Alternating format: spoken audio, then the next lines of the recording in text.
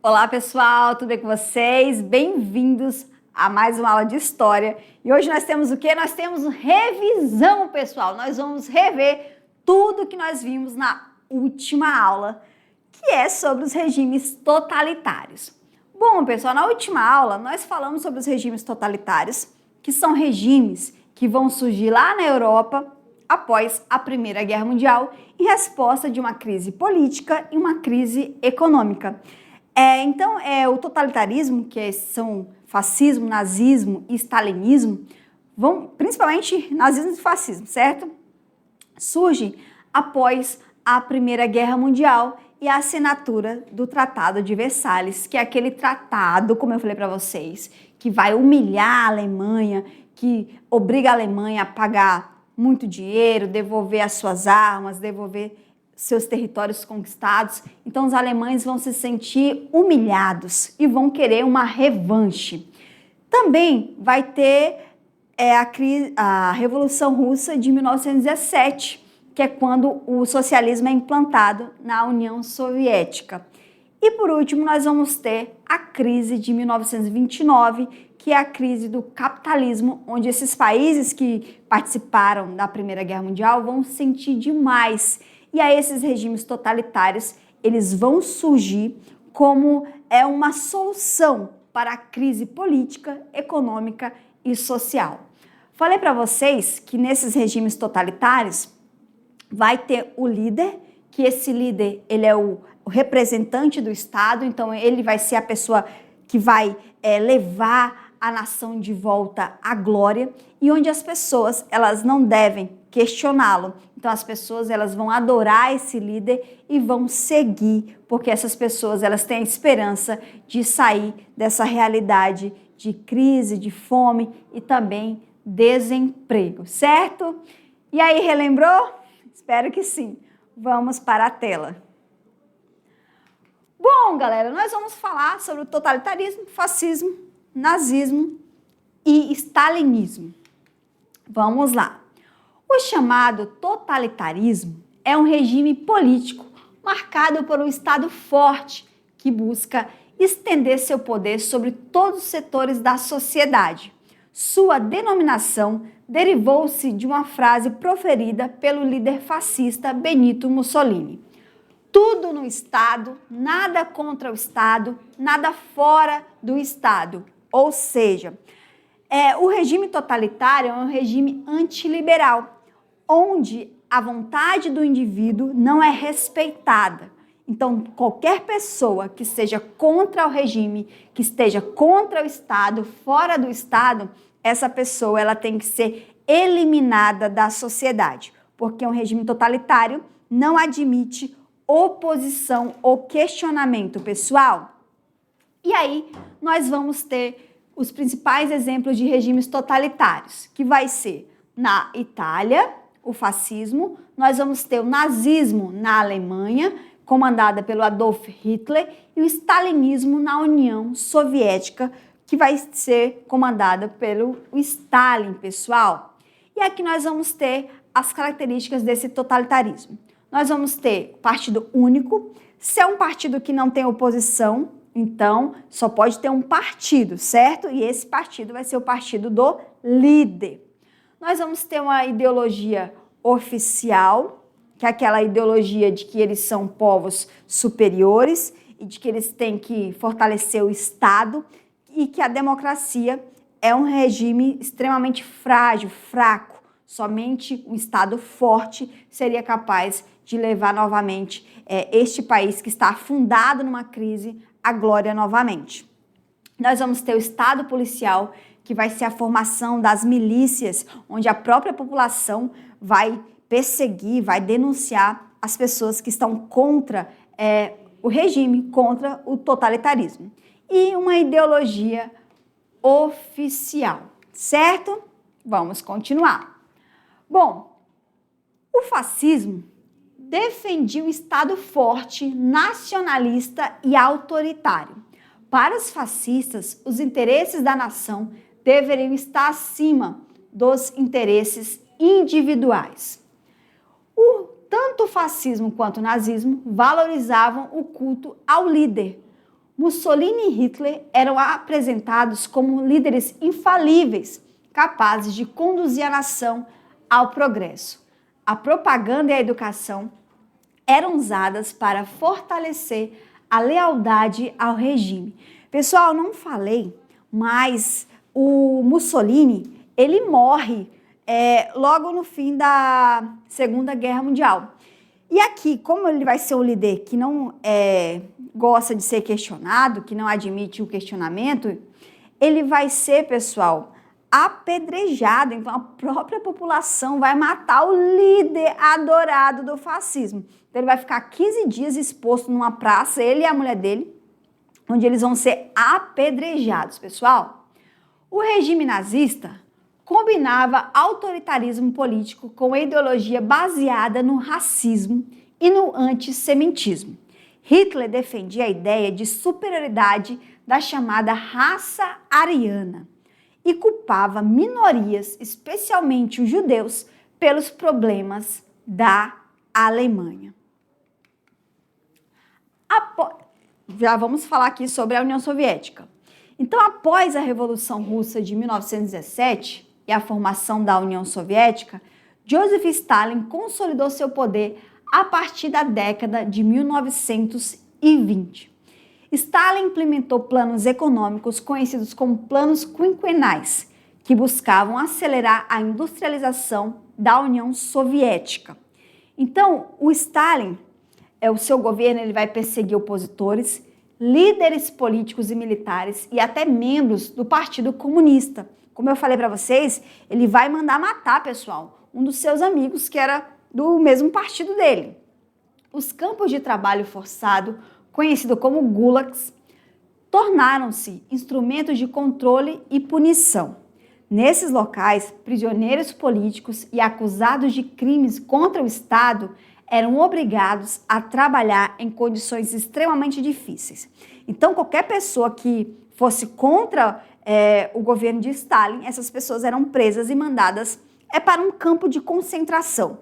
Geralmente, esses campos de concentração, eles eram localizados em lugares bem gelados, pessoal. Vocês sabem que a Rússia é um país gelado, certo? E aí, essas pessoas eram mandadas para lá para trabalhar e morrer de fome, de frio, enfim. Só que foi durante o governo de Stalin que a União Soviética ela vai deslanchar, pessoal, na área tecnológica, na área da tecnologia e também das armas. Então, a União Soviética ela vem para a Segunda Guerra muito poderosa e vai ser a própria União Soviética quem vai derrotar a Alemanha nazista na Segunda Guerra Mundial. Os regimes totalitários utilizaram intensamente a propaganda política para influenciar a população. O governo controlava jornais, rádio, cinema e educação, transmitindo mensagens que exaltavam o líder e reforçavam a ideologia do regime. Na Alemanha nazista, por exemplo, o ministro da propaganda Joseph Goebbels organizou uma poderosa máquina de propaganda. Filmes, cartazes e discursos eram usados para fortalecer o nacionalismo e difundir ideias racistas e antissemitistas. Então, esse carinha aqui, pessoal, ele vai ser responsável por aqueles discursos inflamados do Hitler, onde ele com a sua linguagem corporal, acabava convencendo as pessoas de que ele estava falando a verdade. Então, lembre-se, uma mentira dita várias vezes se torna uma verdade. A repressão atingiu níveis extremos no nazismo, como o Holocausto, o genocídio de milhões de judeus e outras minorias durante a Segunda Guerra Mundial. E aí, pessoal, relembrou? Espero muito que sim. Aposto que vocês estão craque, porque agora nós temos o quê? Nós temos a nossa atividade. Então, vamos lá.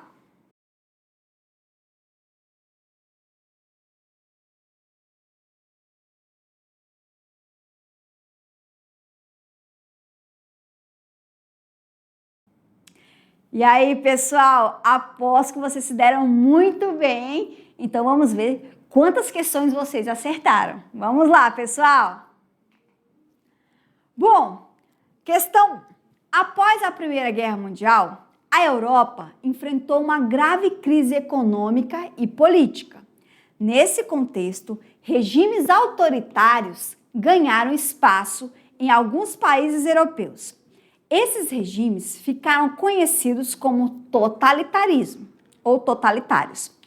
Uma característica fundamental dos regimes totalitários era a defesa da separação entre Estado e governo, B, a garantia de liberdade política e pluralidade partidária, não, porque só tinha um partido, C, a centralização do poder nas mãos de um líder ou partido único, D, a valorização da autonomia regional e do federalismo, E, a redução do papel do Estado na organização da sociedade.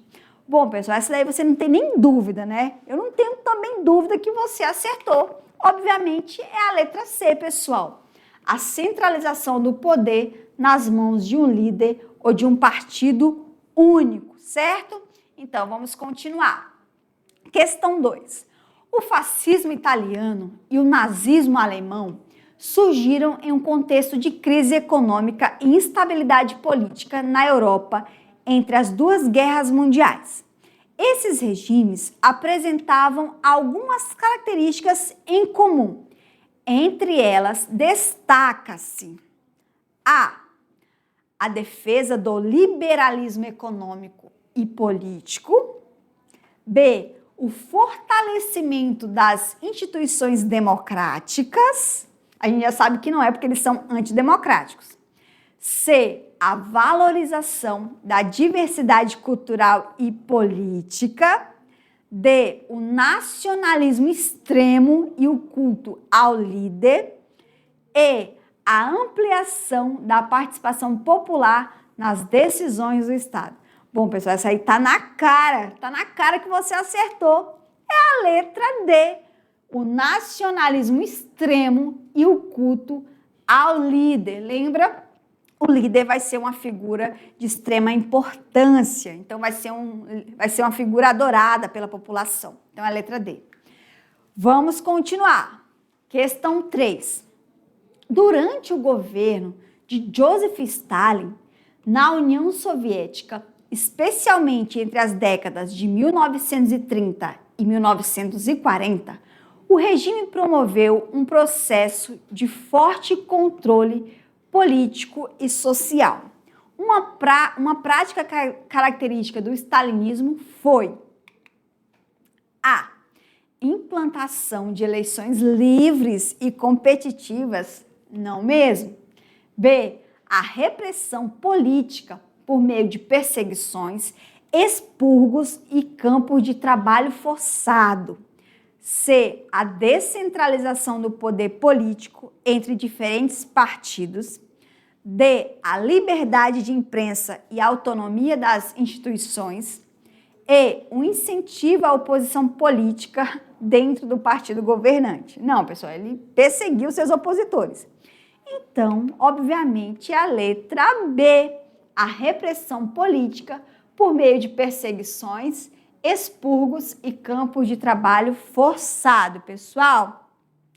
Bom, dito isto, agora a gente vai para aquela parte que vocês adoram, que é onde nós vamos decolar para o futuro, onde nós temos aqui uma questão de Enem, para ver se realmente você está preparado, se você entendeu o conteúdo, certo? Então, vamos lá. 4. Leia o trecho. Os regimes totalitários do século XX procuraram controlar não apenas a política e a economia, mas também as ideias, a cultura e o comportamento das pessoas. Para isso, utilizaram propaganda, censura e violência contra opositores. Esse tipo de regime político ficou marcado pela ampliação das liberdades civis e dos direitos individuais.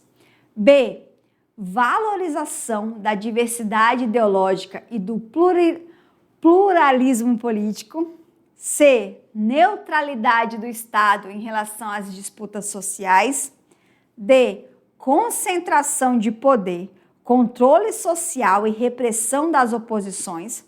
E E, limitação da propaganda estatal e liberdade de imprensa. Obviamente, pessoal, é a letra D, concentração de poder, controle social e repressão das oposições. Essa aí eu sei que você acertou com toda certeza, pessoal. Bom, finalizamos a nossa aula de hoje. Espero muito que vocês tenham entendido, que vocês tenham revisado, que vocês tenham gostado, certo? Então é isso, pessoal. Um grande beijo e até a próxima aula. Tchau!